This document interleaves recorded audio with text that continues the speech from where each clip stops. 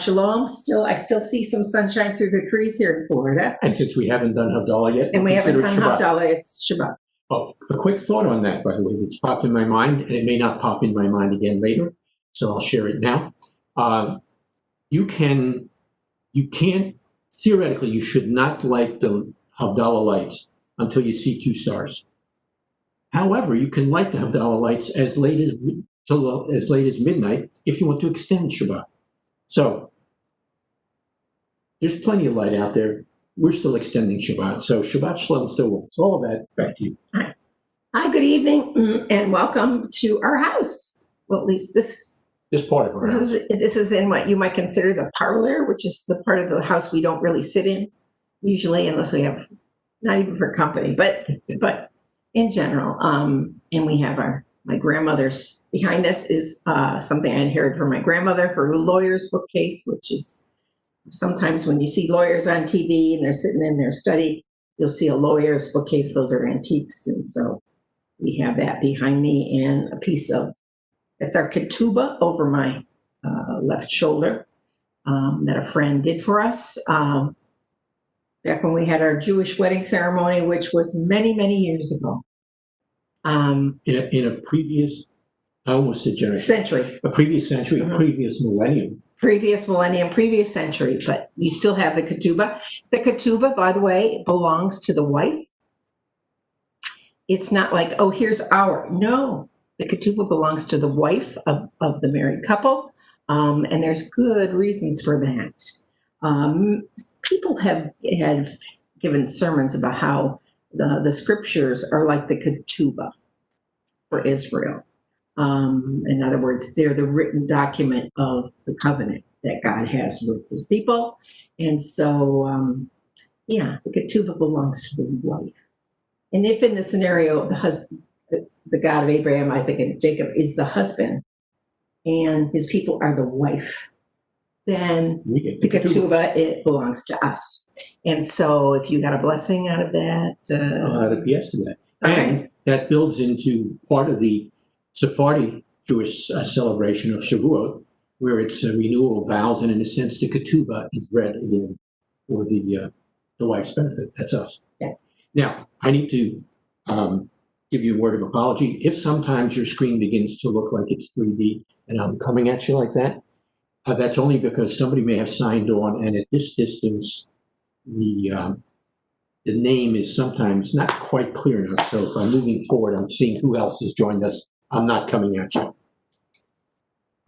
Oops. All right. So shall we, as I said, we usually try to do questions that are sent to us in some kind of order. And so we do have a few questions that we got, time means nothing anymore at my house, but could be weeks ago we got some of these questions, but they're the longer, more complicated ones. Do you want to do one of these, and we can do one of these later if we have a little time? Yeah. All right. So do you want to do John 10, or do you want to read the question and then? Well, it's the two-part question. Yes, I will do the second part. You do the first part. I know, but which one do you want to do first? I'll do your part. Oh, could I? Yeah, I think it's because it's in one sense part of the broader not direct context, but a larger culture. All right. So the first question, which is basically a shorter one and easy to answer, mainly because I just had this lesson in my course on Torah, which I teach on Tuesday nights, and I just had to study up about Genesis 6. How do you interpret sons of God in Genesis 6? And I should have had that ready for you, but let me tell you what the issue is. You probably do know this issue. It happens right before the flood. It's in the chapter right before the flood. Noah starts in the middle of chapter 6 of Genesis, but the paragraphs right above the introduction of Noah, this is the Toledot, or this is the accounting or the generations of Noah and his family. The couple paragraphs right above there is a group which are famous. And once again, this is a Hebrew word that is not transliterated into any equivalent, the Nephilim.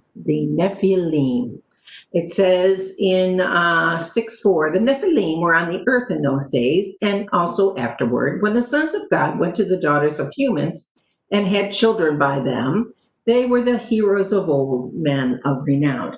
Now, that version that I just read to you is the New International version. If you are operating in your mind or physically with the King James Version, that might have different terminology in there for you.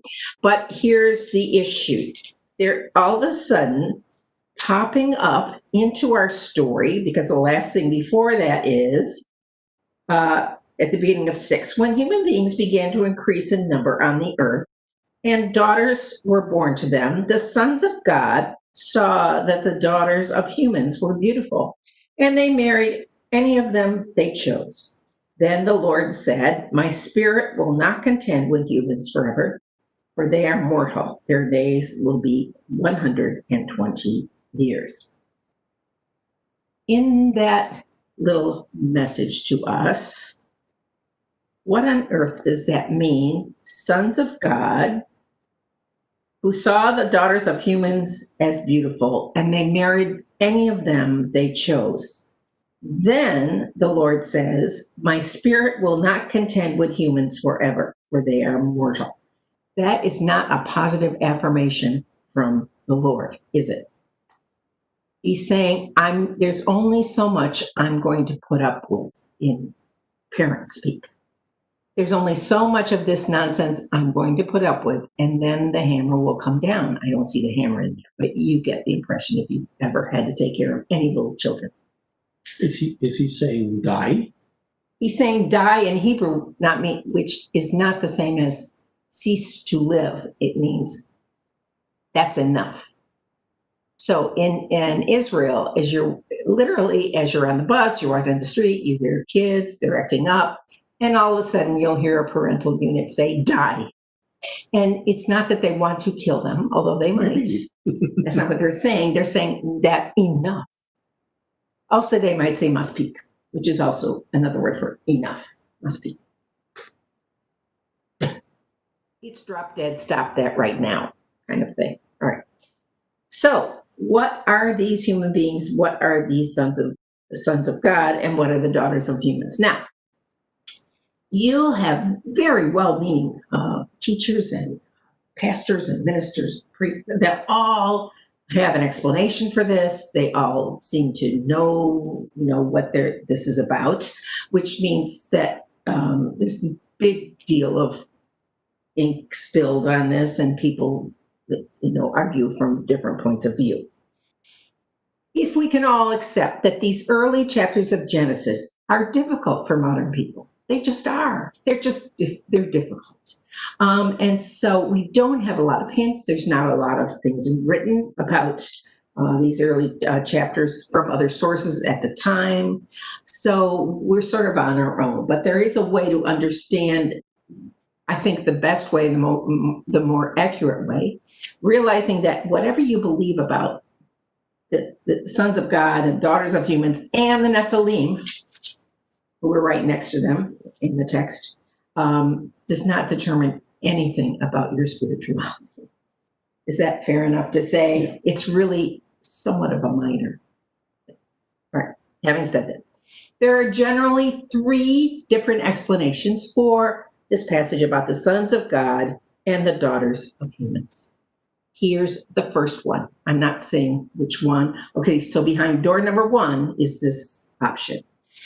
This option says that this is having to do with the sons of Seth and the sons of Cain, because when we left our story, Cain had just been banished to the other side of their world. In other words, out of the family. He's out. He's on his own. And Seth is born after that, because remember, Adam and Eve, with the killing of Abel and the banishment of Cain, they are childless once again. It's really a tragedy. They lost both children. And so Eve in the text has another son whom she named Seth, and he turned out to be quite very good. But behind this door, the explanation is, this is concerning the sons of Cain, who in the meantime, while Seth is being born and growing up, they are garnering wealth and power and lands and all that over in another part of the world. Meanwhile, Seth and his family that he has, they're doing the righteous thing. So in this portrayal, they would see the son of Cain is under judgment, but the sons of Seth and his daughters are under God's blessing and plan. And this, they say, has to do with the sons of Cain noticing that the daughters of Seth are very beautiful and attractive, and just marrying them as fast as they can with the purpose of greed and power. Greed and power. Human beings nowadays, we have no trouble with this. Trying to keep them awake. And so in this scenario where it's referring to the sons of Cain and the daughters of Seth, you have the for lack of a better term, I don't know, the cursed with the blessed are mixing together. And that's what's making the Lord God annoyed. Can we say he's annoyed in this? Not a nerd, right. But annoyed. That's behind door number one, the Cain-Seth intrigue. Door number two, this is a different explanation. So these people say that what this is talking about is very rich and powerful guys noticing how cute human wives were. And so they are the ones who are just snapping up all the cute girls. And what is their mission? Well, to have more children, power, and wealth. Same mission having to do with, they thought they got too big for their britches. These rich and powerful guys thought they could just grab women and marry them, and then all their kids are going to be their kids. So that's behind door number two. Behind door number three, which is the most titillating, and the ones people go, oh, is this concept that these sons of God are the same as the Nephilim that you see named after in verse 4. So, according to the text, as it is understood by this group, behind door number 3, you have angelic beings who are very powerful, but they love these cute girls on earth. And so they grab them and they marry them. And then what is the nature of the children, according to this idea? Well, they're like semi-gods. They're like it's Greek where they have the Titans. It's not the Roman Titans. I'm not an expert in Greek and Roman. I think so, and Matt can correct us if we're wrong. Okay. The Titans were seen as, that has these Greek god things where the gods would come down and impregnate girls on the earth. Funny, it's not the other way around. And then you have these half and half beings. And so this Hercules. Yeah, I could, if I was thinking in those terms, I could name a few. Just popped in my mind. Hercules would be one. So half God, half man, which was a normal thing in Greek understanding, but not in the Jewish Bible, not normal. However, this is the stance some people take, and it's almost, I think some of it is because it sounds good if you like comic books, if you like science fiction, you think this is very interesting, and so you can go with this. It's part of the Marvel Universe. It's part of the Marvel Universe, and I'm just taking his knowledge of that because I mainly was more Betty and Veronica and Archie. So I didn't read superhero comics like he did. But, so which one is it? Door number 1, the Cain and Seth issue. Door number 2, very rich and powerful guys coming from afar, taking all the cutest girls, and so they can have wealthy plantations and power. Or is it the, now we have demigods walking around the earth? And so I'm going to, you might have an idea, but I'm going to tell you it's probably number 2. It's probably number 2. It's probably the wealthy guys taking the poor and cute girls in order to build up their own sort of a kingdom, their own kingdom. What does it mean by sons of God? That would be a figures of speech. It's not the same concept or the same idea as when in the New Testament you have son of God. That's not the same deal. The sons of God would be like a catchphrase here, which having to do with because they're rich and powerful, they're closer to God, but not everybody knew that it wasn't because they had great spiritual leanings. On the contrary, they seem to be very greedy and they take what they want. But what about those? What about the demigods? I mean, in fact, I did have someone in person during the past year, during our after our Shabbat service, we have refreshments. During refreshment time, proceeded. I don't know why he started this conversation with me. When I said, "Yeah, that's not right," he was giving me number 3. He was giving me the demigods are walking around. And I didn't have that answer then because I really sort of studied about this time through in Genesis. So here is going to put a big damper on the concept that there are semi-gods walking around, or there were. When Yeshua is asked, and it's almost like inserted in a longer speech about other things. He says, Yeshua, I tend to like to go to Yeshua because I think he has the final word on things. Here's what he says.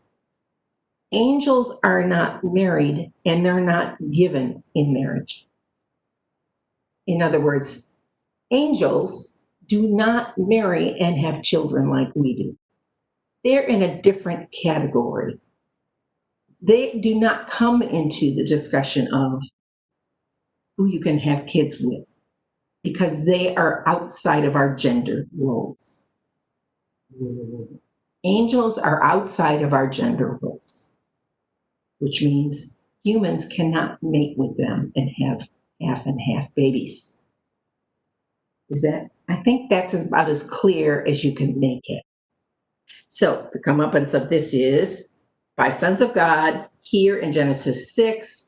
It's talking about the figures of speech, like that guy is as rich as God. He has so much wealth and power and money and fortune and fame, and now he has cute girls to have babies with.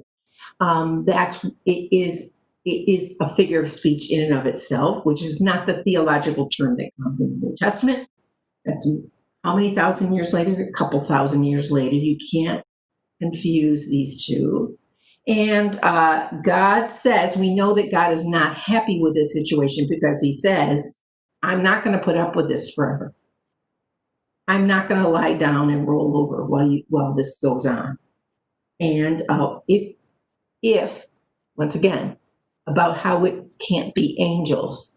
Angels are sent on missions by God. That's what they do. They have a different function in the Lord's creation. They can't marry and be married like humans can because they're creations of God, as far as I know, and they don't make new angels by having angel sex and making more angels. That's not how that operates. See how that's all different. And Yeshua is saying, yeah, this is not the same system that angels operate under. So they're not coming down and having any sex and having babies with humans. That's not part of God's understanding of or how he created the world. So I think that answer, unless somebody has a further follow-up question to that. I'd like to add just something to build on that we had in one of our earlier discussions. And that is, I'm sure you all remember the time of the Exodus. And since Patrice referred back to her class of this week, I'm going to refer back to my class of this week. And we were talking about the Exodus as part of the Jewish Roots and Foundations of Scripture course. And you remember our people encountered this dude by the name of Pharaoh. And part of the overall Near Eastern context into which the biblical texts have been written and therefore shed some light on what's going on in the biblical text. Pharaoh, and this was the whole tradition of the Pharaoh's line, considered himself God. And every time there was a new pharaoh, he would act as God. By the way, this is not a whole lot different than moving right on down into the Second Temple period, if I remember right. In some sense, the Caesar was viewed as God, and so when a new Caesar took his place, he was considered God. Okay. The reason for this is these cultures considered the Pharaoh, the king, the Caesar to be speaking as if God were speaking. And so then sons of God in that context would be the boys coming from these royal families. And then the daughters of manner of humans would be not that they are human as opposed to God, but that these are part of what you would call the common people. The little people. The little people, the lesser people, the higher people and the lesser The people. peons. Yeah. The serfs. Yeah. Or the potentates and the peons. Yeah, that's right. So all of that then adds to what Patrice was saying as to the likelihood of what this text says. Now, I'm going to use that as a bridge to move to the second Absolutely. question. I was going to say, in fact, it just dawned on me Yes. how disconnected. All right. Yeah, I thought I might use that as a bridge. He's a genius. Sometimes, only on Saturdays. So there's another text that is unrelated to this, but using the same kind of phrasing, and then I'll draw a little bit of a connection at the end. There is that interesting scene, not at Yom Kippur, but at a different holiday. It's Hanukkah, John chapter 10. And you have, as Patrice has on a couple occasions shared with us, that wonderful Hanukkah sermon at the temple in Jerusalem. I'm the shepherd, I'm the good shepherd, you are the sheep. That was his Hanukkah sermon. But right after that comes a discussion, and it's in John chapter 10. And in response to this, you have, and you've got to read your text very carefully here. Frequently, almost inevitably in the Gospel of John, and sometimes in some of the other texts of the New Testament, in fact, in most of the other texts of the New Testament, where you have this phrase, the Jews, occurring. The contextual context of that phrase has to do with the Jewish religious leadership as headquartered in Jerusalem, which is the capital of Judea, and the term is literally Judeans. So anyhow, now that I've set that stage for you, these Jews, and it's clearly part of the leadership structure, the high priest and his cohorts or allies, they hear this sermon, and they raise the question, if you're the Messiah, tell us plainly. And Yeshua's response is interesting in light of his Hanukkah context. I did tell you. And he said, basically, I told you quite plainly.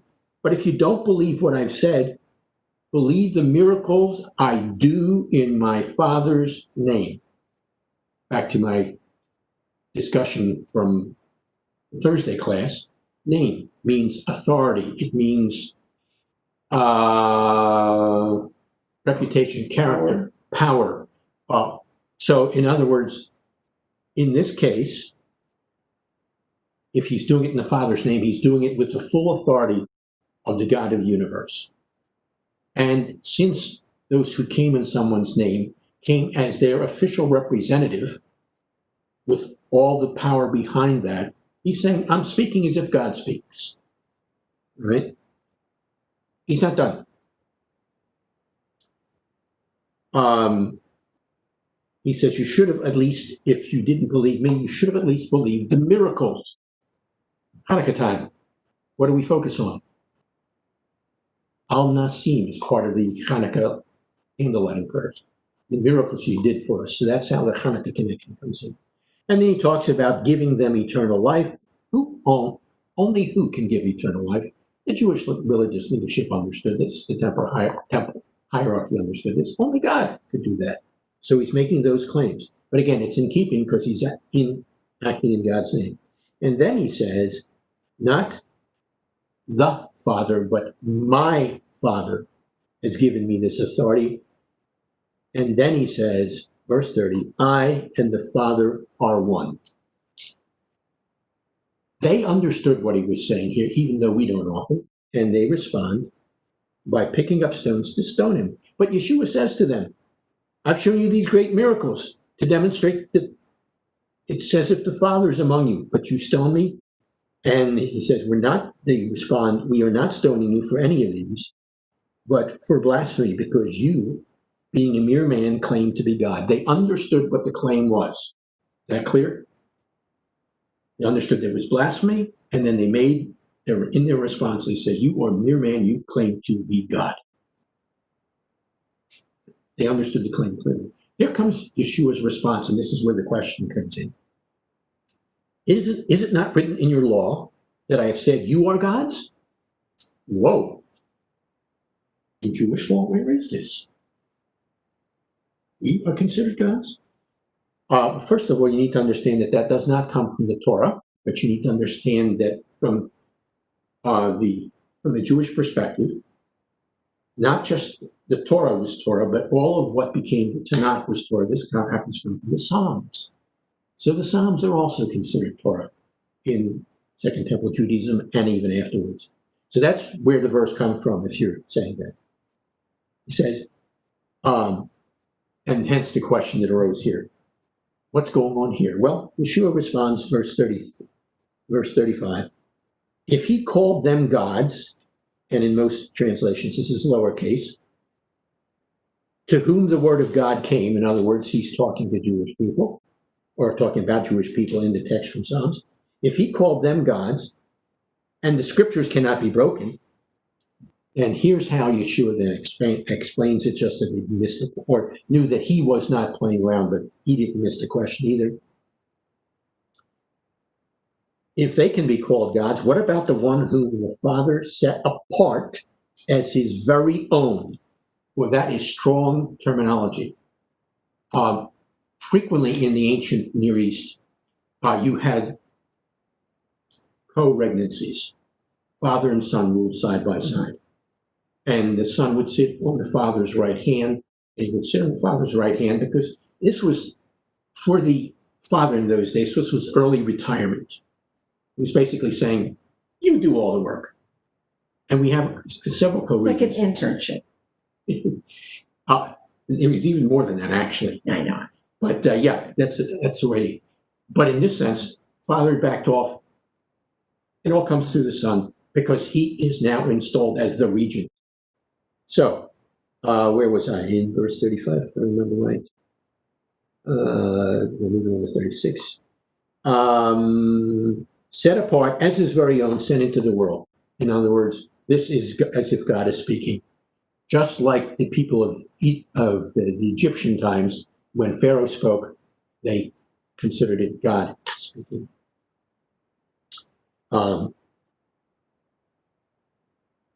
So then he says, if that's the case, that I am the one whom the Father set apart as his very own, sent into the world, why do you then accuse me of blasphemy? Because I said I'm God's son.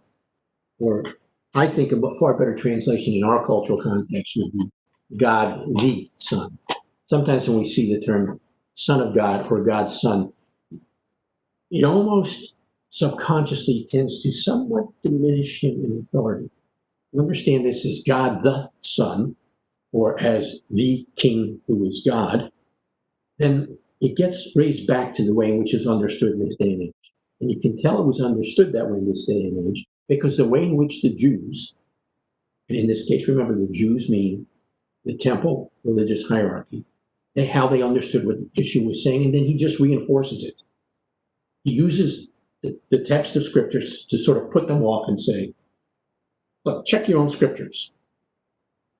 And here's what the scripture said. But then to make sure that by putting them off in that way, they did not misunderstood what he's saying, he then gets back to verse 36. If they can be called gods in that way, of course I, who am God, can't be viewed, should be viewed and spoken of that way. And then he says, don't believe me unless I do what my Father does. In other words, the miracles are what God does. So and he said this he will have said that he will say something somewhat similar in a later sermon, only this will be not the sermon on the Mount, but the sermon from the Mount of Olives, Olivet Discourse. He says, in the end of days, people will come saying, I'm the Messiah, or I'm the Messiah. Don't believe them, they're false. And how can you tell they're false? Because they don't do what is found in the instructions from God in the Torah experiment. So he says, don't believe them unless I do what my Father does, unless it is in keeping with the biblical texts. But if I do it and you don't believe me, then at least believe the evidence of the miracles. That you may learn and understand. I want to finish. Yeah. You may learn and understand that the Father is in me and I am in the Father. That is a relationship of co-equality spelled out there. And then you understand that they understood what he said, because again, they tried to seize him. They say to press. So that's the usage of sons of God, or being called gods, in that John 10 context, and the implications of it. So two totally, even though the phrase is the same. Phrase is the same, two totally different. With one linking explanation, as the sons of God in Genesis 6 are further amplified, leaders who speak in the name of God. We'll get to Pharaoh's time. Yeah, what in Pharaoh's time? Yes. In Pharaoh's time. So in this sense, Yeshua is using it of himself in the sense understood in the greater culture. When I'm speaking, it's God speaking. No ifs, ands, or buts about that. Any questions on either part of that? So now we'll give them the test. Yeah. The quiz. The quiz. I'll drink to that. Good one. No quiz. If we give you a quiz, it'd be essay. Now they're running for the doors. Okay. We could talk about this one since we just spent a little time on. Yes, and the people who submitted are not here, but they'll have to get. I cannot deal with people like this. Well, it's now 7:45, yeah, and we need to be done in half an hour. Okay. So those were two simple questions, as opposed to longer and more complicated questions, which require more discussion. See, don't you feel our pain here? That you think here's a question. Well, it takes a while to get some context for it and get the definitions, and then it's like, now we can talk about it, and this all takes time. Yes, it's as we frequently tell our classes, the questions may be brief. The answers rarely ever are. This is why John always says, do not email me questions for his classes, because he just doesn't have time. My objection is when things are emailed to me then and expect an email answer, do you really know how long it takes me to type the answer? Or do I really know what it is you're asking without the interaction? Exactly, because sometimes that's an easy question for you. What was the meaning of this, and what context were you bringing this into? Because I don't quite know, and then I'll over-explain something that you weren't asking. So if we over-explain, that is our apology, and by all means continue to raise the questions either by email or in person, please. Yes, that is very, very true. I don't care. Well, we have a choice now. We have this one, or you could do how Samson is like Yeshua, or this one, which is. Let's hold off on that. Okay, we'll hold off on that one. Samson, this one I think can be done generally. Let me just general. Give you right here. Okay, do you want to start on that since you're a Samson person? No, I wasn't going to start on the Samson. I wasn't going to answer the Samson person. I thought we were doing this. Oh, that one. Sorry. Go ahead. Yeah. The Samson I consider a medium size. Yes, it is. All right. Here's the question. Is everybody ready for the question? When we speak of God, as in the God of Abraham, Isaac, and Jacob, are we referring to the same God as in other cultures? If one speaks of Allah, is that the same God? And thank you for your wisdom, they say. Because they haven't heard what we're buttering us up this. from the beginning. All right. So it's famous in today's culture to think of three monotheistic religions And those three monotheistic religions, which is a cultural understanding in Western civilization, these three are Judaism, Christianity, and Islam. And they are all based on And they're all based on, I don't know what. Judaism. They're all based on Judaism, but that might be tipping our hand. Okay. Okay. Oops. Spoiler alert. Yeah. Now, how did Western civilization in the 21st century come to this? Well, I think it's been since probably, I'm just going to guess. I'm going to say it's been an understanding since probably the 1600s or 1700s, in the sense that during the empire building era of what we would consider Western European countries went out to all areas of the world, and they made colonies in Africa, they made colonies in North and South America, they made colonies in parts of Asia, and you would have intermixing of Judaism, Christianity, and Islam. Also, that puts the city of Jerusalem, actually the Middle East, into a special sort of a thing where you could find examples of all three religions. But as you know, it did not go well for many, many centuries in that one, not Jewish people, we had no power. After the second temple was destroyed and Jews were expelled from Jerusalem, and the second diaspora of the Jewish people throughout North Africa and throughout Western Europe came. They did not have positions of power anywhere, and therefore they could not make war on either of the two monotheistic religions. But it's important to understand that Christianity is always claimed to be built on belief in the God of Abraham, Isaac, and Jacob. And Islam also makes it very public that they believe in the God of Abraham, Isaac, and Jacob. How then can we differentiate these three monotheistic religions? And who and what is Allah? Okay, right. That's fine. Just no. Oh, it's no for you. I thought it was no for me. No, and my pen stopped working, so I'm done with the notes. All right. Let me, in broad general tones, mainly because when I was at seminary, I majored in missions, and as part of majoring in missions, we spent an awful lot of time Or cross-cultural communication. and cross-cultural communication, but is another word for what we studied in missions, how we communicate across cultures. We spent a long time on Islam.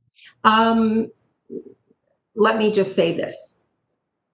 We can bicker about how much modern day Christianity believes as the same as what Judaism believes, and there's going to be a long distance between those two, depending on the type of Christianity and the type of Judaism. You have that same kind of distance, in fact, even more, between what Judaism believes and what Islam believes, and what Christianity believes and what Islam believes. Now, there's no extra credit if you know when Muhammad lived and when Islam was developed, but you should know this. Every person in the Western Hemisphere should know this stuff, and it shouldn't take you 10 minutes to try to figure out, was Muhammad before or after Yeshua? Was Muhammad before or after Rav Shaul? Was Muhammad, thank you, after. Was Muhammad before or after the Roman Empire? Oh, now it got quiet. So when did Muhammad live? And what, because it's his life that inspired the creation of this religion among Arabic speaking people. It's the year 600 AD. 600 AD. Okay, everybody's got that. Put it on a piece of paper and right there in your face. 600 AD. So where did Islam come from? Well, supposedly it came from the life of Muhammad and his experience of his experiences. And then he was given this religion, and in a miracle, and really you can almost think of it as a biblical miracle. The different tribes and nations in the Arab world, the Semitic world, the world of the Middle East, they accepted it, because prior to that they just fought. Nobody was agreeing with anybody else. And after that, you can say there was a lot of fighting after that too, even after they all became Islamic. However, this is what we know about Muhammad. He was from the Middle East. His family had an inn. They were innkeepers. And so they got travelers from all over the then known world. Once again, I have to say, not China, not Korea, not that part of the world, but the center of the world. The old Roman Empire. China and Korea is the old Roman Empire? No. Oh, from the old Roman Empire. Okay, thank you. The same geography as the old Roman Empire. This is why we get into fights, because you said that. No, I didn't. Anyway, so his family knew about Judaism. And Christianity. No? Yes, but you didn't let me get there. I'm sorry. Thank you. They knew about Christianity. They knew about Judaism. It was 600 AD. He knew about all those things. He'd had discussions with all these people. He was aware of what they believed. And he saw in his mind it was not correct. Neither one was correct. That's what he got out of his relationships with Judaism of the time and with Christianity at the time. Remember, please, that Europe is already starting going into the Middle Ages by this point. It's really, at this point, the Dark Ages. The Dark Ages meant that in Europe, nothing new, no new learning was going on. They were just maintaining. The only area of the world during this time period that was learning new things and was developing was the part that Muhammad belonged to. They were not dark. They were the light during the Dark Ages. Have you ever heard of that? Because Christianity at this point is doing nothing in Europe other than maintaining themselves. But Islam is open. They're working on math and mathematical principles. They're the ones working on philosophy and philosophical principles. They're the ones who are not in the dark. Well, there's just a whole bunch of things that we got from them that they developed. But back to Allah. So when Muhammad had his experience in life and he had interactions with this God, and then he proceeds to write down, or his followers wrote down, what his life was like and what information he got from God, it was based on what Muhammad knew about Judaism and Christianity.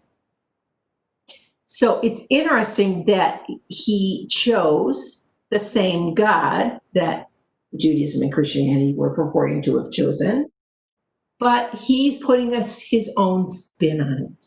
And he's saying that human beings have messed up this reputation of God. Human beings have done all the damage to God.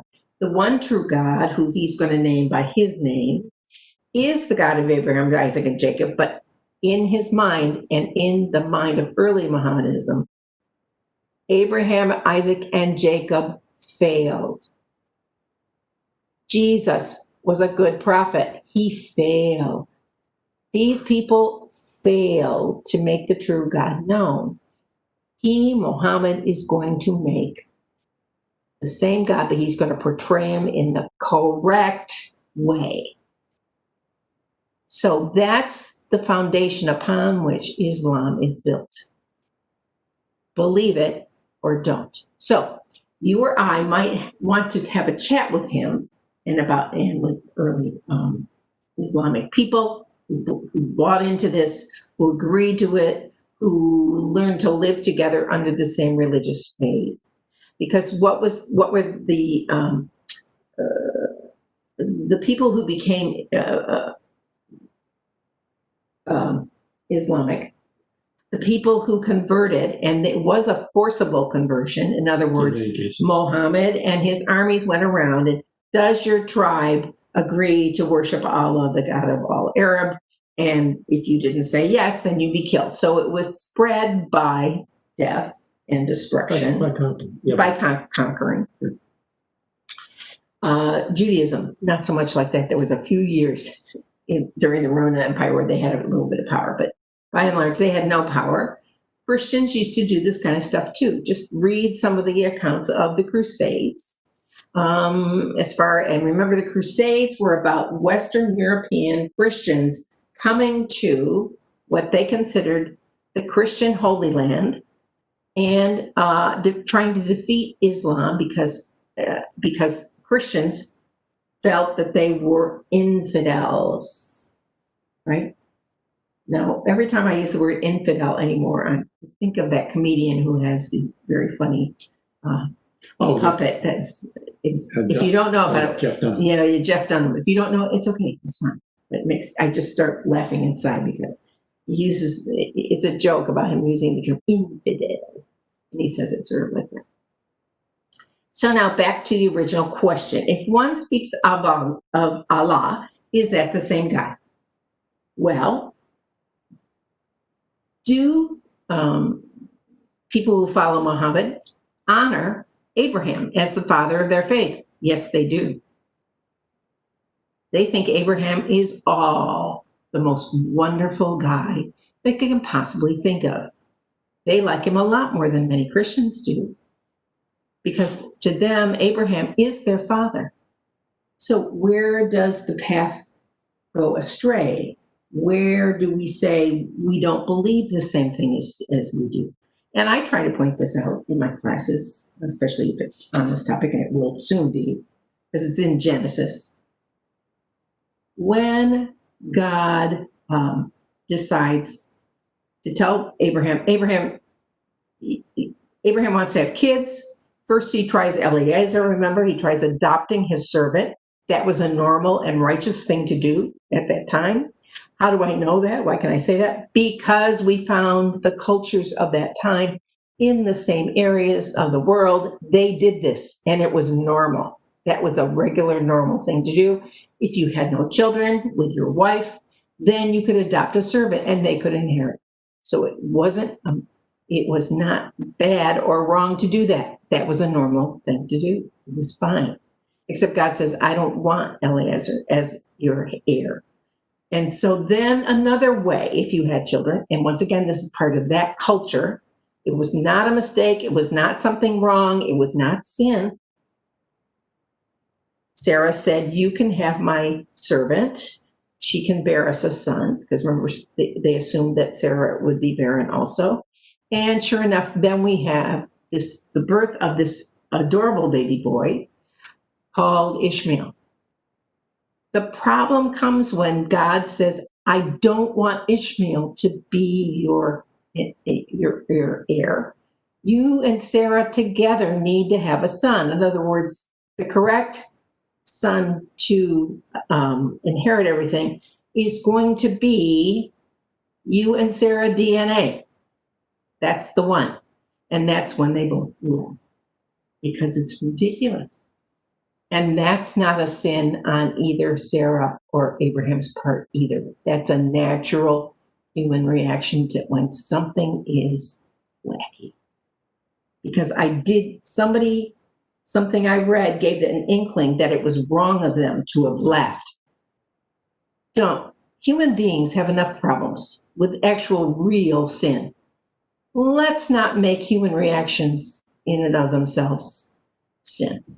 That's a normal reaction for old people having a baby. If somebody told John and I we were having a baby, we'd probably cry, but then and we're not. Or I'd cry. I don't know what he did. And we're not 89 and 90. And we're not 89 and 99. Yeah. So what's the problem then? So Isaac is born. He's wonderful. Until there's that Ishmael problem, correct? The problem is Ishmael is 13 years old when Isaac is born. And Ishmael is identified in Muhammad's writings as the true inheritor of Abraham's wealth and his kingdom and his power. They still think Ishmael is the correct heir and inherited everything from Abraham. And Isaac would be the wrong one, on the wrong path, the usurper, the one trying to steal everything from the rightful heir. Do you get a feeling now for why this is difficult? It's a difficult situation because if we read our scriptures, if Islam reads in their scripture that Ishmael is the promised son and he inherits from Abraham, and we read in our scripture that Isaac and his descendants is the promised son, now you're talking why there's no world peace. Because both sides are insistent that their side is correct. Did both of these beliefs base what they have nowadays in their scriptures on what we read in the Torah? Yes, they did. But remember, Muhammad and his followers have the idea that they're the only ones who are telling the truth. And Jews, I think, would have exceptions to those, and Christians too would have an exception to those ideas. So now, if one speaks of Allah, is that the same God? Only in the sense that he is the God of Abraham for Islam. He's the God of Abraham, Ishmael, and whatever children Ishmael and his family had. Whereas we believe and Christians should be able to sign on to the fact of, no, we believe in the God of Abraham, Isaac, and Jacob. And Jews say, we believe in the God of Abraham, Isaac, and Jacob.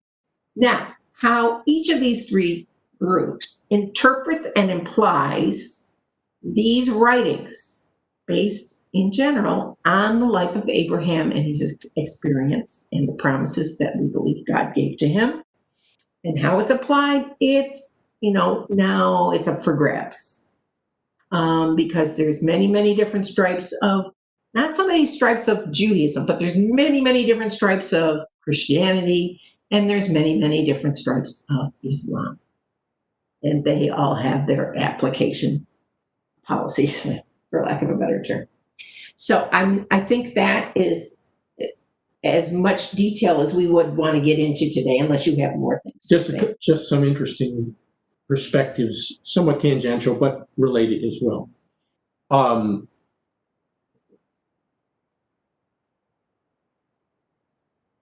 little historical background for just part of this. Patrice mentioned the rise of Islam as occurring in a sort of a militaristic kind of way, in that it conquered the people. That's unique for their culture. But yes, that's unique for their culture. And remember, in all those cases, for lack of a better term, the missionaries of Islam gave the people a choice. They had the choice to accept this. I mean, it was, a death or life choice, but it was still a choice to accept it. With the exception of Jews and Judaism. The Jews were allowed to continue to be part of these Islamic or Muslim kingdoms and be accepted as Jews, but they had a second-class citizenship. They were, of course, allowed to convert, but if they didn't, they were still allowed to remain in the Muslim kingdoms in this fashion. So there was always a special place because of Muhammad and Islam that the Jewish people had in these Islamic empires. And they were empires. Islam expanded so far that there's a great battle that we remember, that you don't, but it is remembered in European history, the Battle of Tours, I remember the date right, 932. I don't know why that sticks, but it's Charles Martel, Charles the Hammer, stopped the encroachment of Islam at that point. Just so you know where it stopped, 2 centuries later, when Maimonides is doing his teaching, great Rabbi Maimonides, or the Rabbi Rambam, he, in Spain, where he's teaching, is still part of the Islamic Empire that day. So that's how far this had gone. And of course, the Crusades become sort of a counter to that. Now, that's one slice. Slice number 2. This question relates to somebody popped in and waved hi to us from Virginia's place. All right, slice number 2.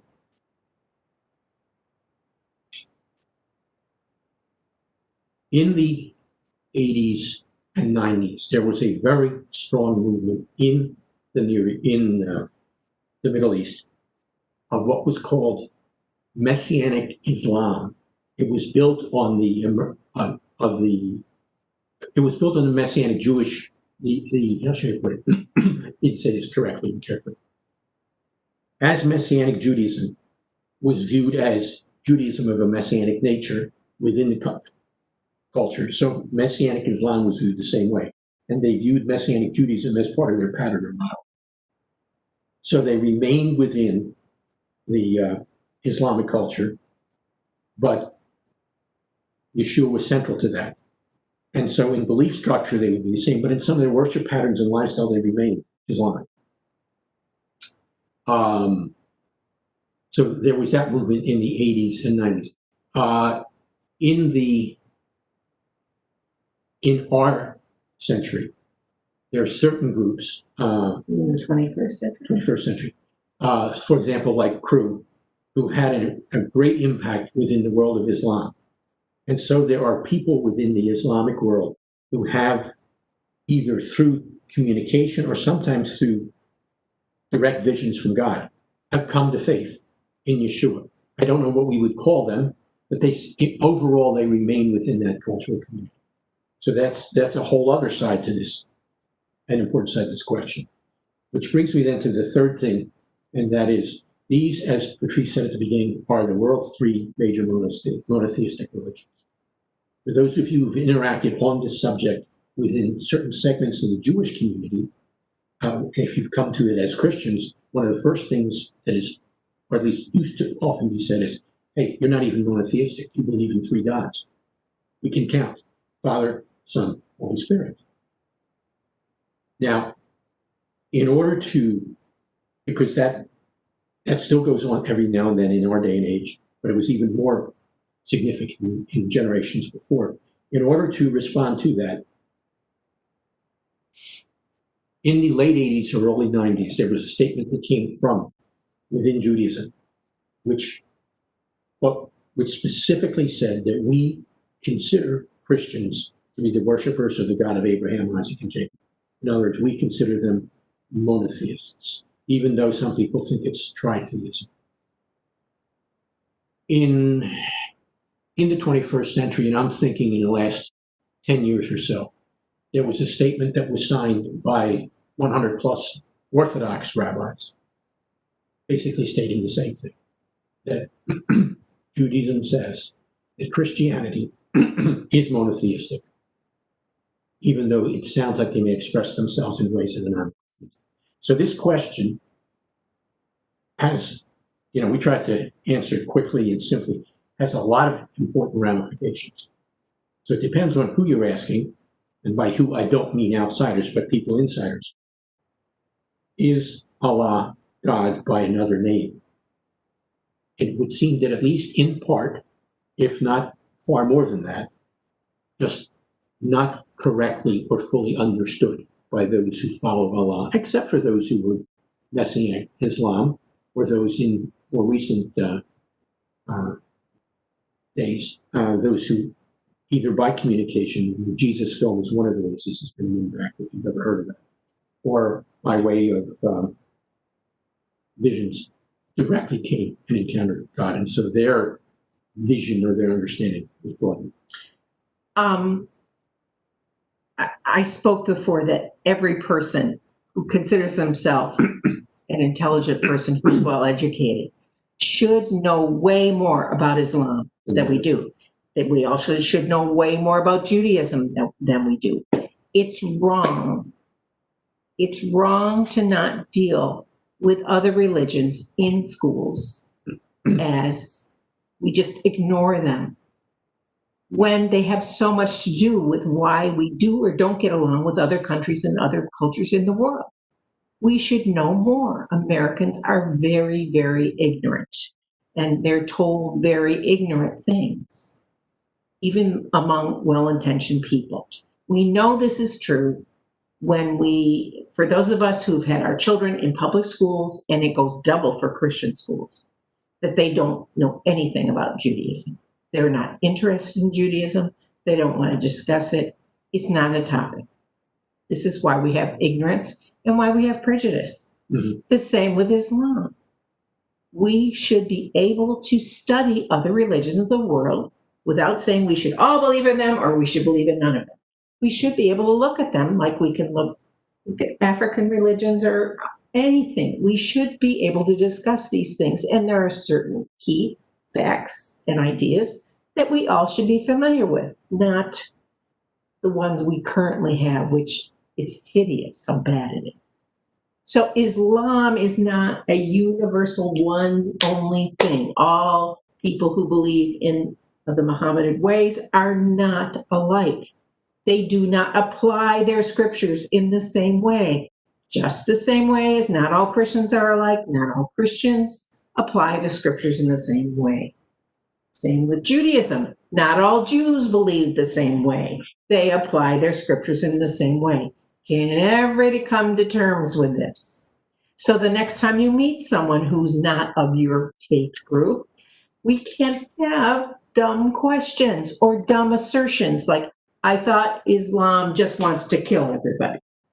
This is not helpful, and it's not true. Are there some people who believe in Islam who want to kill unbelievers? I'm sure there are. Are there some Christians who want to kill all non-believers? I'm sure there are. You won't find too much of that in Judaism, although I'm sure if we looked hard enough, we could find some militancy. But I'm saying we need to understand these things better. We shouldn't be afraid. We can learn about what people do, what they believe, why they believe it, without being tainted ourselves. Can't we? Are we that scared of losing our faith that we can't have discussions in general about what's the difference between Sunni Islam and Shiite Islam? And they're both in the same country. Well, no, it's worldwide. Oh, what I mean, but we have them. We have examples of countries in which. Yeah, you have either one or the other, or they switched off. Yeah. And now the Sunnis are in power, but it used to be the Shiites were in power. Yeah. That happened during our lifetime. That's right. I can't even keep track anymore because it's different than when I was in seminary. And in Saudi Arabia, there's an even different form. There's an even different, yes. I don't remember the name. Wahhabi. Wahhabi, thank you. Yeah, and they don't like either Sunnis or Shiites. And well, what's the difference between Sunnis and Shiites? It has to do with who got to inherit Muhammad's faith. Yeah, correct. Oh, no, that's disturbing. Is that why? Yes, that's why. But it should help you, or it might draw you even further into despair to know that you have the same kind of thing with Mormonism. There's several kinds of Mormonism. They're not all the same. They don't listen to the same church leaders. Don't you want to know why they don't agree and why they don't talk to each other? Well, because the one group went with, oh shoot, I've forgotten his name. What's his name? And the other group went with Joseph Smith's children, and the other group went with, yeah, what's his name? See, with a leader who took them out to Utah. So there's stripes and there's denominations even within Mormonism. I know you only thought there was one kind of Mormonism, but you'd be wrong. Just like Protestantism. Yeah, Protestantism. How about Baptists? Baptists, yeah, Baptists. of all kinds. Here's something that's also sad, and so I appreciate you letting me rant here, but I think it's something that needs to be dealt with in a very real way. And now I forgot it because I was talking to you, and it was so important that it slipped right out of my mind, but I'll think of it in Different forms. yes. Here's what we discovered, what I discovered. When I did my master's work, it was in the development, my topic was development of Messianic Judaism, because I was involved at the very beginning. We were caught up in this in Chicago area. And so I did my seminary was in the Chicago area. So I did my master's work on different Christian organizations' outreach to Jewish people. And that was very, very interesting for me because, you know, I was basically also new in my faith. I'd been a believer less than 3 or 4 years. I loved the life of school. I still love the life of college and university. I love to learn new things. I myself did not grow up Jewish. I had to learn everything from scratch and from novels and from my schoolwork and my studies, because I didn't know him yet and I was doing the best I could. But it was amazing when I started to read Christian magazine articles and Christian articles, even from theologians in certain textbooks, the ignorance of people. And that includes the Jewish population. So the Jewish people in America sometimes cannot identify between who's Protestant and who's Catholic. They think all Christians believe alike. I know, it's blowing your mind, isn't it? In fact, it's more common than you might think. Because every now and then I would have a response from someone Jewish that accused me of wanting to go in a convent because I was going to seminary. No, we don't do convents in Protestantism. They can't tell you how Protestants are different from Catholics. And that should horrify you, whether you're Catholic or Protestant. They don't know the difference. You're all the same, you Christians are all the same. See how dangerous that can be. See what faulty assumptions can be made because people just don't know. There's no factual information that's been made available to us as we were growing up.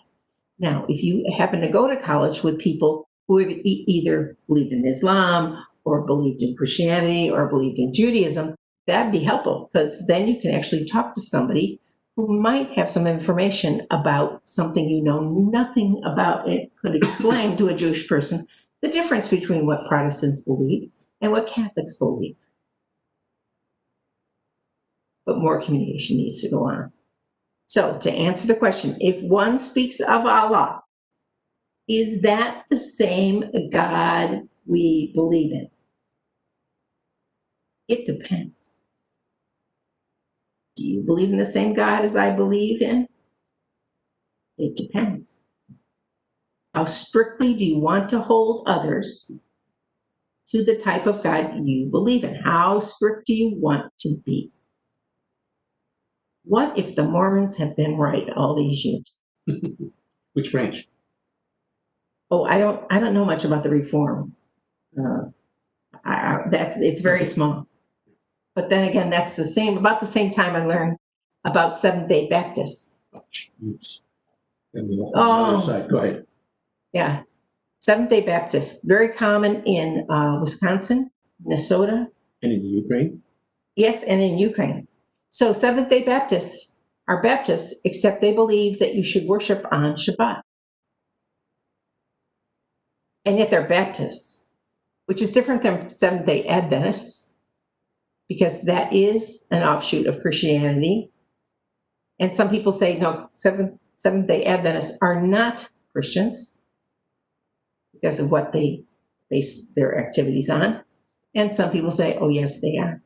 And then discussions ensue. And whenever discussions ensue about whether somebody is not going to be included in a group, it doesn't make for more world peace, does it? This is the same as this question. So, do we believe in the same God as the Muslim people do. It depends. And it behooves us to find out more. If this is something that is going to be applying to our lives, in other words, we're working with people from Islam, we're working with Jewish people, we're working with Christian people, we need to get to know them and stop thinking different things that are not true based on what we think is true. We need to get more facts, and we need to have more background and a little more history into the people we're talking to. I think that's my bottom line. Two things. One, Seventh-day Baptists reminded me of, just so you can see how this thing spreads and spreads. There are Northern Baptists, there are Southern Baptists, there are Conservative Baptists, there are Independent Baptists, Seventh-day Baptists. Free Will Baptists. Thank you. Free Will Baptists. And it goes on and on and on. So even if you say you're Baptist, what kind of Baptist are you? So thank you for bringing that in, because some people think all Baptists are Baptists. They're all Southern Baptists if you live in Florida. In Florida, they're all Southern Baptists. Anyhow, to conclude with the story of two bergs, and this gets us right back to the Allah and God business. In the last small handful of years, there are two examples that came quickly to mind as Patrice was talking. One is a very local example. So this is the story of one berg, St. Petersburg. Shortly after the election in 2016, there were defacings of churches and synagogues. And part of that defacing included Nazi swastikas. One of the first groups to arise to help raise funds to get these places restored were the local mosques. Story now from about a year and a half ago. I think it's about a year and a half ago. Another berg, Pittsburgh, Tree of Life Synagogue in Pittsburgh. And what happened there with the shootings, the killings, and the defacing of that synagogue. The very first community to raise money to help those people and to let's say redecorate, it's not really a decoration, of the synagogue were the local Muslim organizations and mosques. So that's just to give you an example of perspective and how closely related these groups can be and perhaps should be. Is that fair enough? That's fair enough. And I think this is more common in America as a specific country because the minority religions in America, no matter what their racial makeup, the minority religions in America get a lot very bad feedback from the majority out of ignorance, out of choice, out of, I'm going to name it ignorance, but some very bad ill will in the concept of if you're not part of the majority, get out. And that's a, or you don't believe what's right. Or if you don't believe what's right, we don't care what happens to you. Those are dangerous and things to say that should not be in our lives. We need to learn about other faiths, if only to talk with them more intelligently and to make more sense. And that would create more world peace. And I think that would be a very good thing. Okay, I want to say one thing, and this is expressly to Jessica. Jessica, we are going to get to your question, and likelihood is going to be not in 2 weeks, because in 2 weeks we won't have Stump the Stars. We will, in fact. Oh, that's right. We have a holiday. We're going to be celebrating Simchat Torah. So, okay, good excuse for not having it there. Yes. So the next stump will be 3 weeks, not 2 weeks. And in the intervening, you will, of course, join us tomorrow night for our virtual service of Yom Kippur. You'll join us not quite a week from tonight, Friday night, for our virtual service of Sukkot. And then you'll join us in 2 weeks instead of Stump. We'll have a virtual service, Simchat Torah. And all the holiday services will be broadcast from the synagogue or hopefully from the sukkah outside, but they will only be virtual services, just to give you more of a holiday atmosphere. All right. Okay. Yeah, I'll start bringing It's time for Havdalah, which, as you know, if you've been with us before, it takes 6.5 minutes. So if you can give us 6.5 more minutes, we can do Havdalah. Yes, please turn off the fan. So people, if you're ever called upon to light Shabbat candles for our Zoom service, please realize that if you have ceiling fans on, you got to turn those puppies off because it doesn't work. We have learned that through many, many heartaches and sorrows here at our house. And the air conditioning is blowing now. I just turned it up so that should not be blowing in a minute or two. However, I hope everyone feels the way that I feel, that although it's not comfortable, or it hasn't been comfortable to do things under this format, which is like we're broadcasting directly into your house, like a personal radio TV station that you would have, which is, unique for us. It's because we were almost forced into this. This is not something we all said, what a great idea. Oh, I think it's wonderful. And everybody knows how to do it. So I think it's wonderful that this has happened because we've been able to be a lot more flexible than we would have been, say, a year ago. If you would have told us a year ago, we wouldn't have believed you. At least I don't think I would have believed you guys. And an update, I just read this afternoon because it was a bulletin from whatever the official group is in Pinellas County. Pinellas County, according to Pinellas County Commission, is still under emergency restrictions. So if you're Pinellas County's under emergency restrictions, what are you referring to? Which means do not expect us soon to be back, all of us together in the synagogue. True. And that's so they didn't just put us under it, they just continued it. So that's an update as to the question, when will we get back to the synagogue? We don't know yet. Okay. Get that out of your way. All right. And then let me move this to the camera. That sort of covered it. Right. Go ahead. All right. Behold, God is my salvation. I will trust and will not be afraid. For the Lord my God is my strength and my song. He also has become my salvation. For the Lord my God is my strength and my song. He also has become my salvation. La la la la la la la la la la la la la la la la la la la la. La la la la la la la la la la la la la. Behold, God is my salvation. Interesting enough, my Yeshua. Given the conversation earlier this evening, I will trust and will not be afraid. For God the Lord is my strength and my song, and he has become, there it is again, my salvation. Therefore, with joy will we draw water out of the wells of salvation. Salvation belongs to the Lord. Your blessing be upon your people. The Lord of hosts is with us. The God of Jacob is our refuge. In the past, and we referenced Esther and Chronica tonight, the Jews had light and joy and gladness and honor that comes from them. So be it with us. I will lift up the cup of salvation and call upon the name of the Lord. Cup of salvation, the wine reminds us of joy. That's what the biblical text tells us.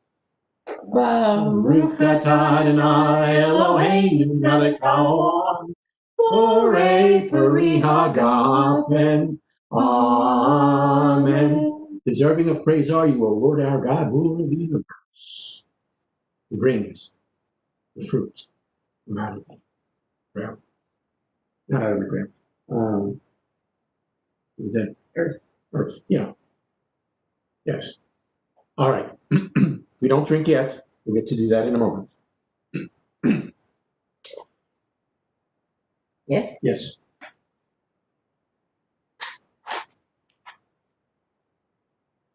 And it is, as you can, well, you can't see it, I can see clearly, a 6-wicked candle, which reminds us that as we conclude Shabbat, we're ready to move into the, got it, good. We're looking forward through these next 6 days for when we get to celebrate Shabbat yet again.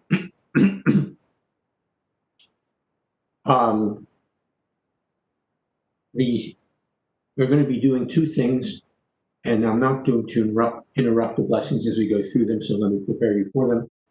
The first is we're going to smell the spices after we do the blessing. And it reminds us of the beautiful aroma that Shabbat is that we anticipate yet again.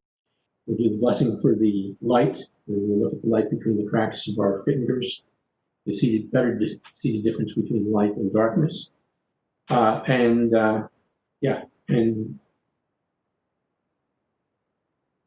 that's right, the other part. I knew there was one more. Fingernails. So again, you can see the reflection of light emphasizing the light. And so the light of Shabbat should carry us through the rest of the week. And we anticipate then the lights of the eternal Shabbat and the light of the world will in fact light up the world. So all that by way of background as we now move through. Lie, lie, la la la la lie, lie, lie, lie, la la la la lie, lie, lie, la la la la lie, lie, lie. Baruch atah Adonai Eloheinu melech haolam borei minei besamim borei minei mesamim lamen. La la la la la la la la la la la la la la la la. Baruch atah Adonai Eloheinu melech haolam borei minei borei ha'esh borei me'orei ha'esh. Amen. Lie, lie, la la la la lie, lie, lie, lie, la la la la lie, lie, lie, lie, lie, lie.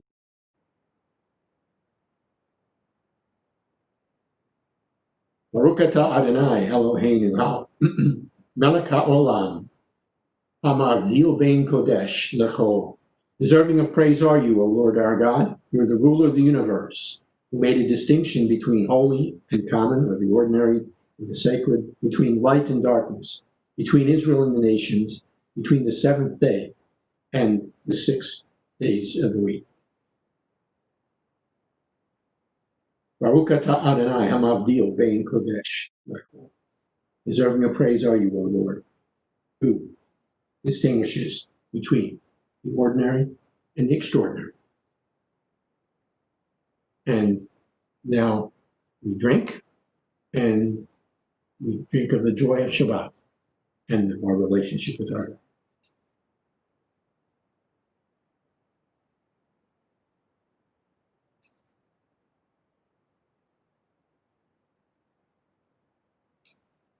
And then we use the remainder of the wine to help extinguish the candle as we say bye-bye to Shabbat and anticipate Shabbat to come. Okay.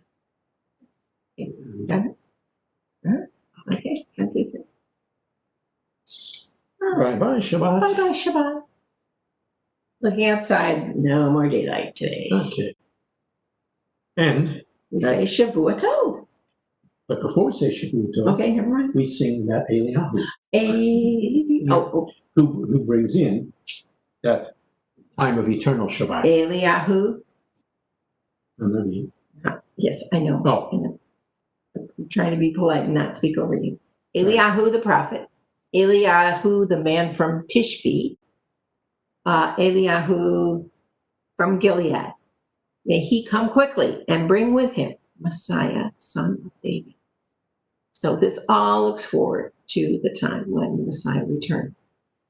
And we see there's normally, the normal tune that, at least in America, is sort of about Eliyahu, and it's sort of a stately and pompous thing, but I believe that Eliyahu Hanavi, although he's going to have a very serious purpose, he's a little more peppy and upbeat. And so we sing a little peppier and upbeat tune for Eliyahu Hanavi. Eliyahu Hanavi, Eliyahu Hatishbi, Eliyahu Hanavi, Eliyahu Hagiladi, Eliyahu Hanavi, Eliyahu Hatishbi, Eliyahu Hanavi, Eliyahu Hagiladi, Bimheira Yavo Aleinu, Bimheira Yavo Aleinu, Mashiach ben David, Mashiach ben David. La la la la la la la la la la la la la la la la la. La la la la la, la la la la la, la la la la la, la la. And now Shavua Tov. Shavua Tov. Have a good week. And well, until tomorrow, ad machar, until tomorrow, when we will be having our Day of Atonement. Join us for Kol Nidre services, and thank you especially Debbie, and maybe it's Debbie and Bob, as well as Jackie, for joining us tonight, as well as Celia. It's good to see all of you. Toda rabah.